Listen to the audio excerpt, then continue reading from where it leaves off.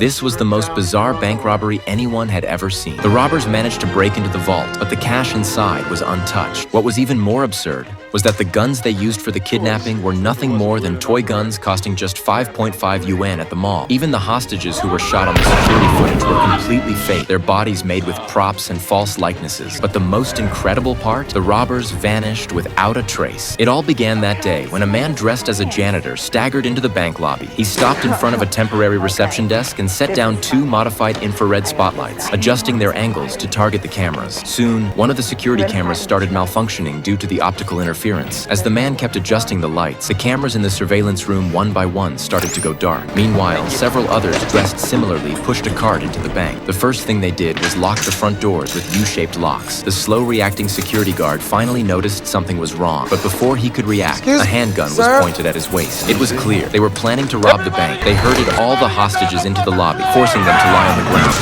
You have 4 seconds! Anyone still standing gets shot! One robber jumped over the counter. Though some people were initially reluctant to cooperate, the threat of guns made everything run smoothly. But what they hadn't anticipated was that the smoke from the bank soon wafted out into the street, catching the attention of a passing patrol officer. Sensing something was wrong, he rushed over to investigate, only to find all the doors were securely locked. Just as he called for backup, a revolver was suddenly pressed to his head. The robber warned him that they had taken hostages, and if the police approached, they would kill them all. The officer, barely escaping with his life, quickly ordered the crowd to retreat and reported the situation to the police. Soon, Detective Fraser led a team to surround the bank. With his swift coordination, the police began working on site. Meanwhile, the robbers weren't idle. They quickly gathered the hostages together, sorting out the bank employees and demanding they hand over their phones. At that moment, one of the robbers collecting phones waved his hand, signaling that there was a troublemaker among the employees. Mark. This caught the attention of the leader of the robbers, Sean, who was curious to see who would dare to cause trouble under the barrel of a gun. Sean aimed his gun at Mark's cheek. However, Mark remained calm and claimed that his phone was at home. Sean,